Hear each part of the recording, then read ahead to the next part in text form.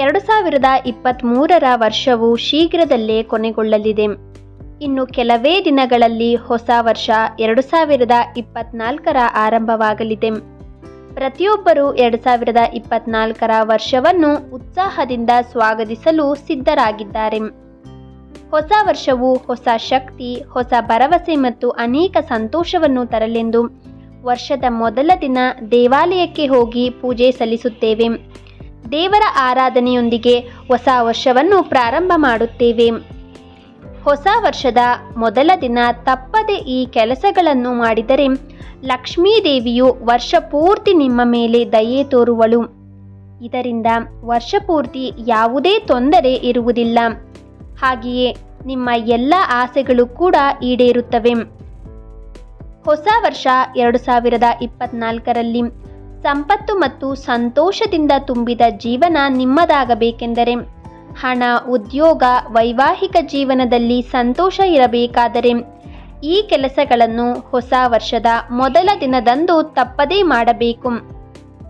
ಹೊಸ ವರ್ಷದ ಮೊದಲ ದಿನ ಮನೆಯ ಮುಖ್ಯ ಬಾಗಿಲಿನ ಮೇಲೆ ಓಂ ಅಥವಾ ಸ್ವಸ್ತಿಕ್ ಚಿಹ್ನೆಯನ್ನು ಬರೆಯಿರಿ. ಹೀಗೆ ಮಾಡುವುದರಿಂದ ಮನೆಯಲ್ಲಿ ಧನಾತ್ಮಕ ಶಕ್ತಿಯ ಹರಿವು ಇರುತ್ತದೆ. ಹೊಸ ವರ್ಷದ ಮೊದಲ ದಿನ ತಪ್ಪದೆ ತಲೆಗೆ ಸ್ನಾನವನ್ನು ಮಾಡಿ ಶುಭ್ರವಾದ ಬಟ್ಟೆಯನ್ನು ಧರಿಸಿ ಮನೆಯಲ್ಲಿ ದೇವರ ಮುಂದೆ ತುಪ್ಪದ ದೀಪವನ್ನು ಹಚ್ಚಿ ಪೂಜೆ ಮಾಡಿ. ಸಾಧ್ಯವಾದರೆ ಅವತ್ತಿನ ದಿವಸ ಮನೆ ಹತ್ತಿರ ಇರುವ ಯಾವುದಾದರೂ ದೇವಸ್ಥಾನಕ್ಕೆ ಹೋಗಿ ಬನ್ನಿ. ಹೊಸ ವರ್ಷದ ಮೊದಲ ದಿನ ಮನೆಯ ಹಿರಿಯರ ಪಾದ ಮುಟ್ಟಿ ಆಶೀರ್ವಾದವನ್ನು ಪಡೆದುಕೊಳ್ಳಿ. ಹಿರಿಯರ ಆಶೀರ್ವಾದವು ವರ್ಷವಿಡೀ ನಮ್ಮನ್ನು ಕಾಪಾಡುತ್ತದೆ. ಮನೆಯಲ್ಲಿ ಹಿರಿಯರು ಇಲ್ಲದಿದ್ದರೆ ದೇವಸ್ಥಾನಕ್ಕೆ ಹೋಗಿ ಯಾವುದೇ ಅರ್ಚಕರ ಅಥವಾ ಇತರ ಹಿರಿಯರ ಪಾದ ಸ್ಪರ್ಶಿಸಿ.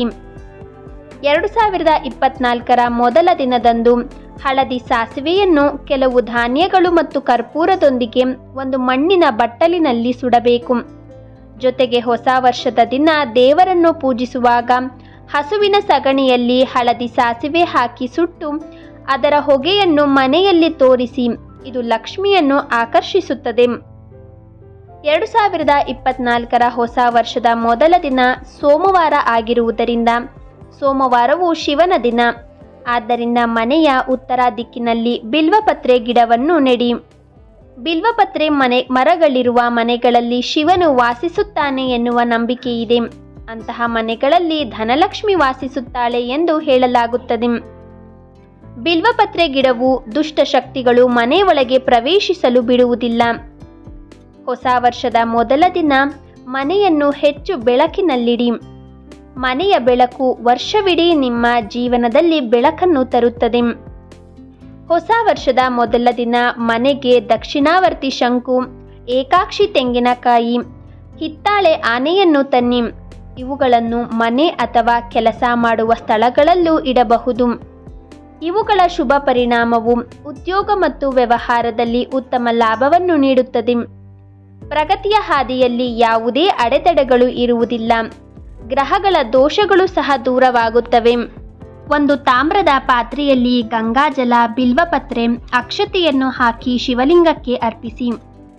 ಈ ವರ್ಷ 2024ರ ಜನವರಿ 1 ಸೋಮವಾರ ಬಂದಿದೆ. ಹಾಗಾಗಿ ಇದು ಶಿವನಿಗೆ ಸಮರ್ಪಿತವಾಗಿದೆ. ಆದ್ದರಿಂದ ಶಿವಲಿಂಗದ ಪ್ರತಿಷ್ಠಾಪನೆ ಅಥವಾ ರುದ್ರಾಭಿಷೇಕದ ಸಮಯದಲ್ಲಿ ಓಂ ಮಹಾದೇವಾಯ ನಮಃ ಎಂಬ ಮಂತ್ರವನ್ನು ಪಠಿಸಿ. ಇದು ವರ್ಷವಿಡೀ ಹಣಕಾಸಿನ ಸಮಸ್ಯೆಗಳನ್ನು ಉಂಟು ಮಾಡುವುದಿಲ್ಲ. ಸೂರ್ಯದೇವರಿಗೆ ಅರ್ಘ್ಯವನ್ನು ಅರ್ಪಿಸುವುದರ ಮೂಲಕ ಹೊಸ ವರ್ಷವನ್ನು ಪ್ರಾರಂಭಿಸಬೇಕು. ವರ್ಷದ ಮೊದಲ ದಿನದಂದು ಕಪ್ಪು ಬಟ್ಟೆಗಳನ್ನು ಧರಿಸಬೇಡಿ. ವರ್ಷದ ಮೊದಲ ದಿನ ಈ ಕಪ್ಪು ಬಣ್ಣದ ಬಟ್ಟೆಗಳನ್ನು ಧರಿಸುವುದರಿಂದ ವರ್ಷವಿಡೀ ತೊಂದರೆಗಳನ್ನು ತರುತ್ತದೆ ಎಂದು ನಂಬಲಾಗಿದೆ. ಈ ನನ್ನ ವಿಡಿಯೋ ನಿಮಗೆಲ್ಲರಿಗೂ ಇಷ್ಟ ಆಗಿದ್ರೆ ಪ್ಲೀಸ್ ಲೈಕ್ ಅಂಡ್ ಸಬ್ಸ್ಕ್ರೈಬ್ ಮಾಡಿ. ನನ್ನ ಈ ವಿಡಿಯೋ ನೋಡಿರುವ ಎಲ್ಲರಿಗೂ ಕೂಡ ಧನ್ಯವಾದಗಳು.